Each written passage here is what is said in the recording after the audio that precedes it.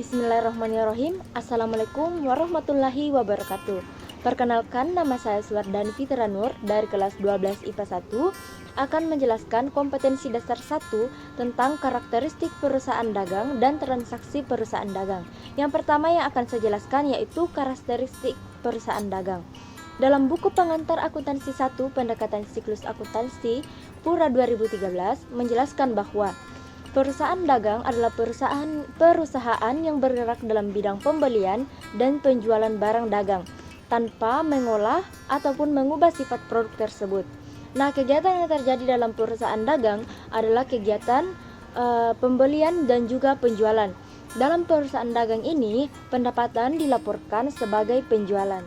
Baik, selanjutnya akan saya bahas yaitu transaksi perusahaan dagang. Nah, dalam buku pengantar akuntansi pendekatan siklus akuntansi Pura 2013 menyebutkan bahwa terdapat 4 transaksi perusahaan dagang. Keempat transaksi tersebut, yang pertama yaitu pembelian barang dagang. Nah, transaksi pembelian hanya meliputi pembelian barang dagangan, yaitu membeli barang yang akan dijual kembali kepada pelanggan. Nah, bukti transaksi pembelian secara kredit berupa faktur dan bukti transaksi secara tunai berupa nota kontan. Nah, dalam melakukan transaksi pembelian ini ada beberapa hal yang perlu diperhatikan, yaitu yang pertama yaitu beban angkut pembelian. Nah, beban angkut pembelian akan menambah nilai pembelian. Pencatatan pengeluaran untuk beban angkut tergantung pada syarat penyerahan barang yang telah disepakati. Nah, syarat penyerahan barang yang biasa digunakan diantaranya yang pertama yaitu shipping point. Artinya pihak pembeli menanggung biaya angkut pengiriman dari barang dari gudang, pengiriman barang dari gudang penjual sampai ke gudang pembeli. Nah, yang kedua yaitu franko gudang. Artinya pihak penjual menanggung beban angkut pengiriman barang dari gudang penjual sampai ke gudang pembeli.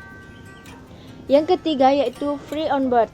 Artinya penjual dari luar negeri menanggung biaya pengiriman dari pelabuhan muat miliknya hingga ke pelabuhan bongkar yang digunakan oleh pembeli. Nah, yang keempat yaitu cost, freight, and insurance. Artinya penjual hanya menanggung biaya pengiriman dan asuransi kerugian atas barang. Baik, selanjutnya potongan tunai pembelian. Nah, potongan tunai pembelian akan mengurangi jumlah pembelian. Perusahaan akan mendapatkan potongan tunai pembelian pada saat membeli barang dagangan atau barang lainnya secara tunai atau membayar utang dagang sesuai dengan syarat pembayaran yang telah disepakati. Misalnya, syarat pembayaran 3/10 N/60, di mana angka 3 menunjukkan besarnya potongan dalam persen dan 10 menunjukkan lama waktu pembayaran yang mendapatkan potongan sejak tanggal terjadinya transaksi.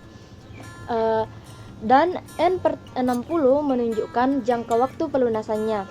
Dengan demikian, syarat 3/10 N/60 berarti akan mendapatkan potongan sebesar 3% jika pembayarannya dilakukan dalam jangka waktu 10 hari atau kurang dari 10 hari sejak terjadinya transaksi dan jangka waktu pelunasannya selama 60 hari. Nah, yang ketiga yaitu retur pembelian dan pengurangan harga. Nah, retur pembelian dan pengurangan harga akan mengurangi nilai pembelian barang dagangan. Nah, transaksi retur pembelian dan pengurangan harga terjadi pada saat barang yang dipesan tidak sesuai dengan pesanan.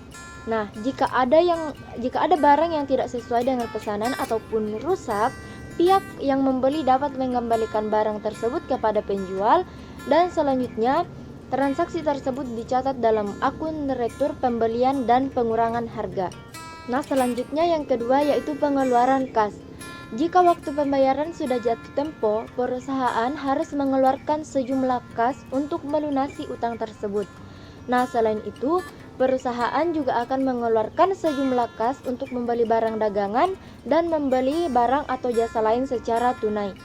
Nah, yang ketiga yaitu penjualan barang dagang transaksi penjualan barang dagang. Transaksi penjualan hanya meliputi penjualan barang dagangan dan transaksi penjualan ini dipengaruhi oleh hal-hal seperti yang pertama yaitu potongan tunai penjualan. Nah, potongan tunai penjualan akan mengurangi jumlah penjualan. Perusahaan akan memberikan potongan tunai penjualan pada saat pada saat menjual barang dagangannya secara al dan syarat-syarat tertentu atau menerima pelunasan piutang dagang sesuai dengan syarat pembayaran yang telah disepakati. Nah, yang kedua yaitu retur penjualan dan pengurangan harga. Nah, retur penjualan dan pengurangan harga akan mengurangi nilai penjualan. Pengiriman barang dagangan tidak selamanya berjalan dengan baik. Barang dagangan bisa saja mengalami kerusakan dalam perjalanan atau tidak sesuai dengan yang dipesan, sehingga mungkin saja pembeli akan mengembalikan barang yang rusak tersebut dan perusahaan harus menerimanya. Yang keempat yaitu penerimaan kas.